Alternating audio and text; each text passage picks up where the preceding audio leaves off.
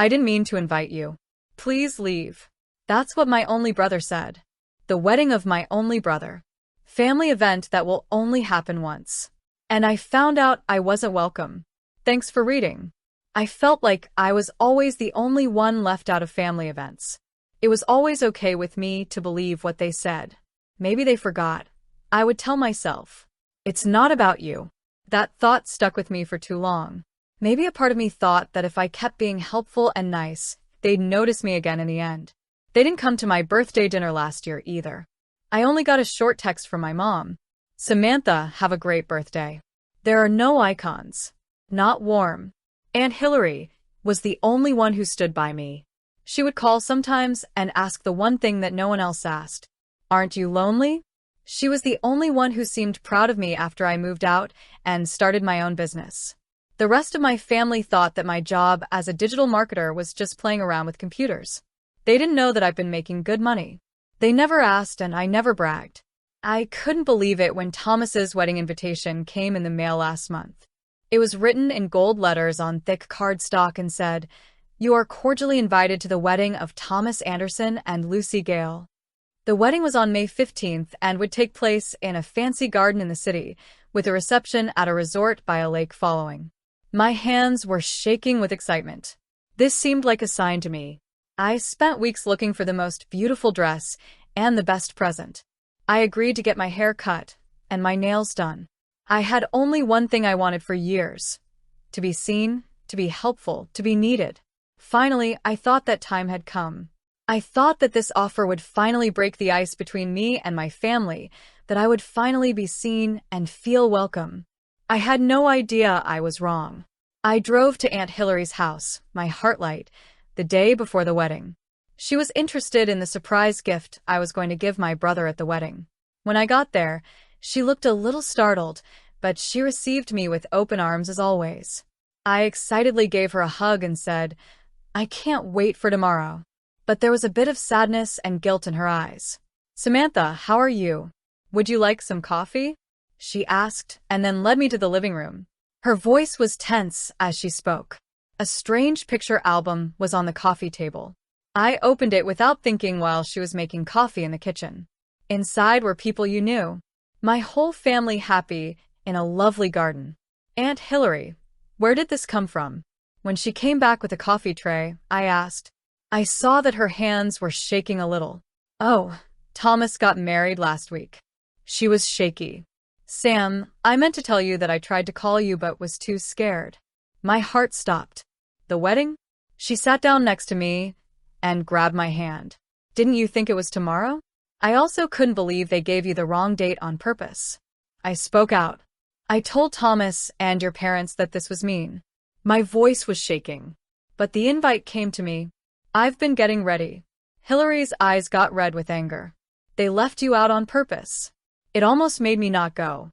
But I went anyway, and now that I think of you, I'm so sorry. I took the record back out and looked through the pages again. There was everyone there. A beautiful ceremony in the yard with fairy lights and champagne glasses.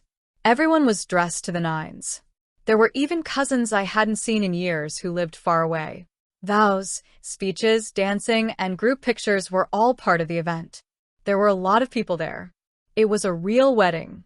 The wedding of my only brother, a once-in-a-lifetime family event.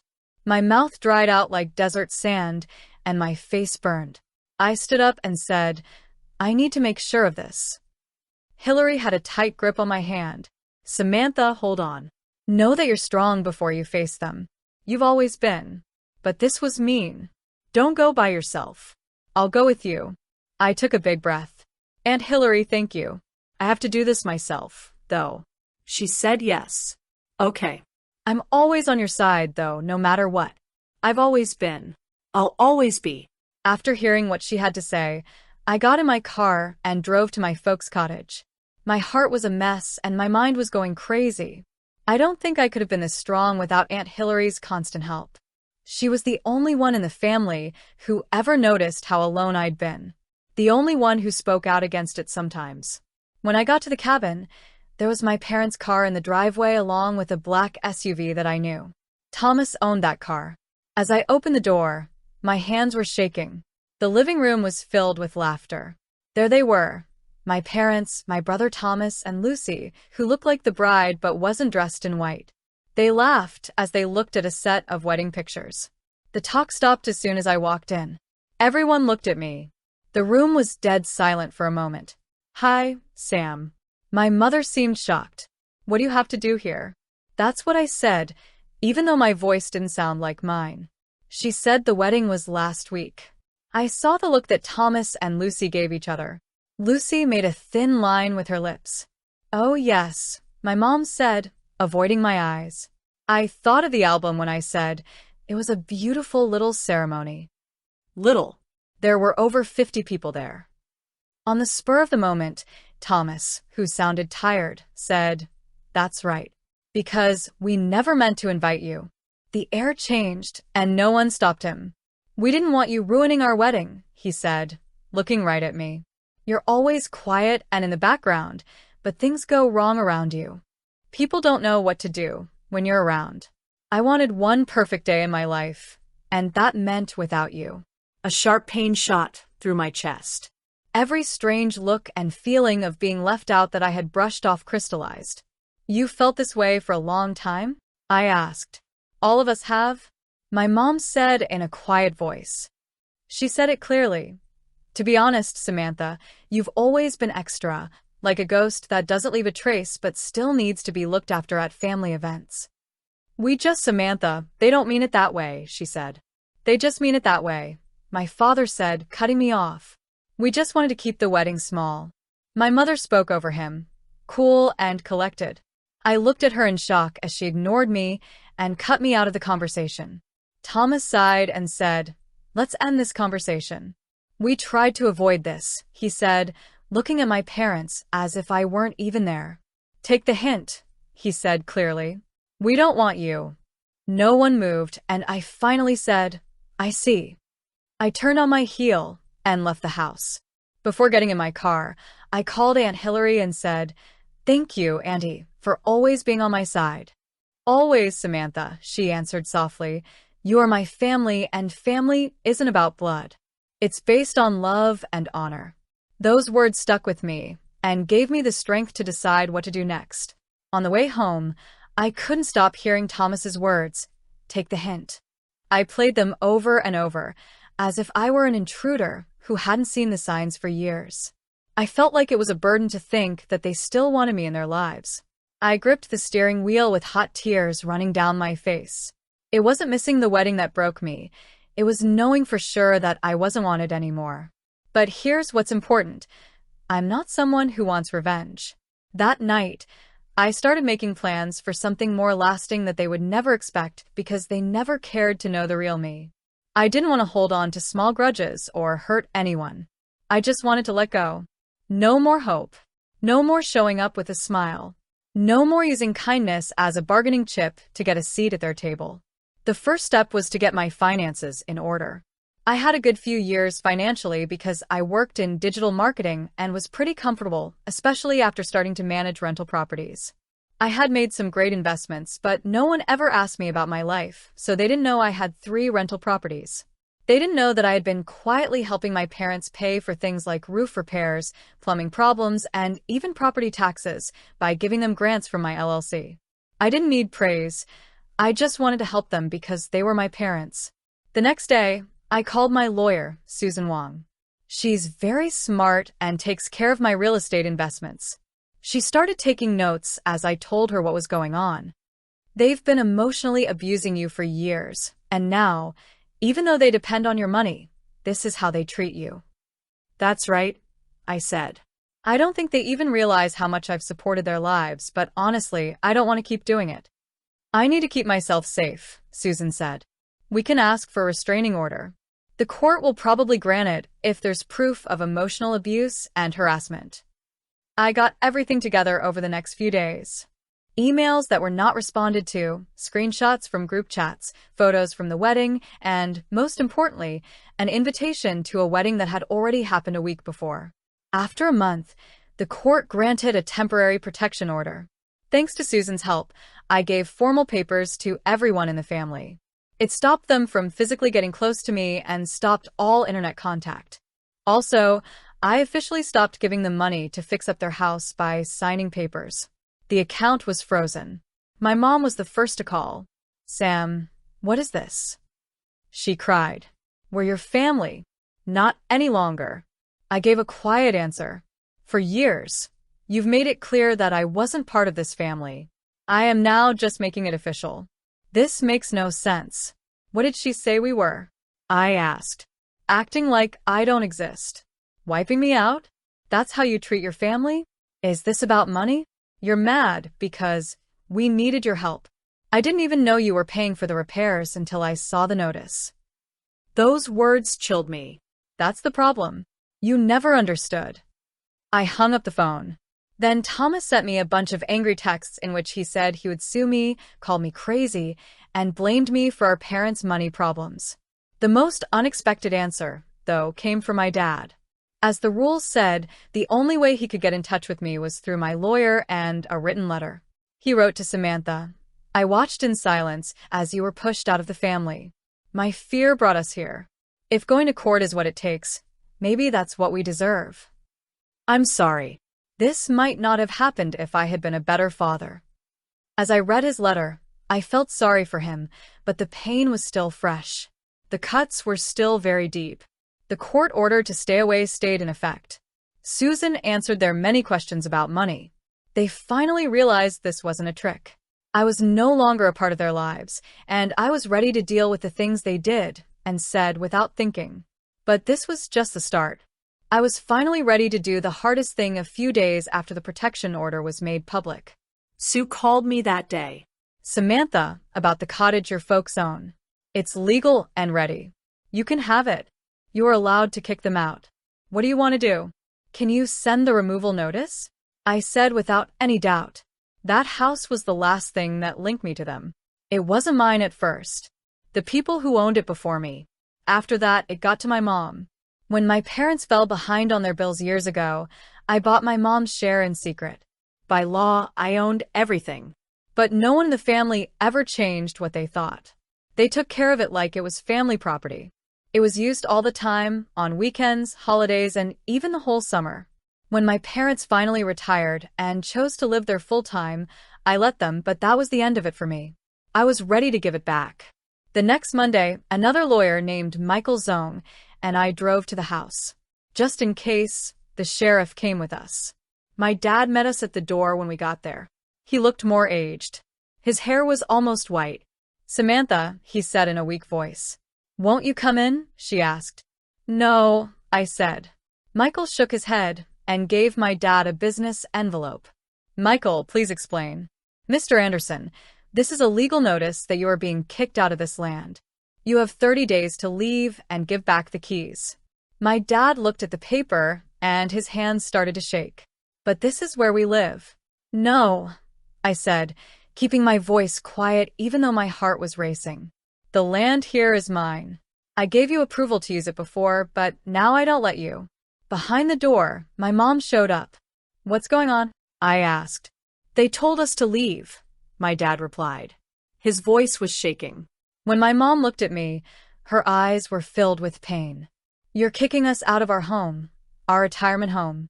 You've always known this was legally mine," I said. "You've kept taking advantage of how nice I am. We can't go anywhere." When she told me, "You can live with Thomas," I agreed. A few months ago, he made it clear that I wasn't family. My dad put his head down. He was wrong. We were all. "It's too late now. If you're not ready to move out in 30 days, your remaining belongings will be taken away and the locks will be changed," I told them. "Were they your parents? Why do you want to do this?" "Because, as you said, I got the hint," she said with a shaky voice. As I turned to leave, my dad grabbed my arm and said, "We're truly sorry, Samantha. Can't you give us one more chance?" I gently pulled my arm away. "You had years. You had countless chances. I'll say it again. It was too late." As I left the cottage that day, I felt a weight lift off my shoulders. I no longer needed their approval or to tell me how valuable I was. 30 days later, they left quietly, and the cottage was sold. I started a new chapter. It happened about 3 months after I kicked my parents out. It was a September day. As the first signs of fall began to show, I got a call from my office's front desk. "Samantha, there's someone here to see you," they said. Their name was Anderson. My chest tightened. The restraining order was still in effect, but they weren't technically breaking it as long as they stayed in the lobby of the office building. I took a deep breath. As soon as I got to the lobby, I saw them. My parents looked older, especially my dad, whose shoulders were hunched, and my mom's face had new deep lines. They were wearing cheap clothes, and I saw a hole in one of my dad's shoes. "Samantha," my mom said, her voice soft and shaking. She took a step forward, but I naturally took a step back. "Why are you here?" I asked, trying to keep my voice as steady as I could. "The restraining order is still in effect." My dad said, "We know, but we needed to talk." "Go talk to my lawyer," I told him. "We can't afford one," he said, his voice weak and hurt. "Samantha, we've lost everything.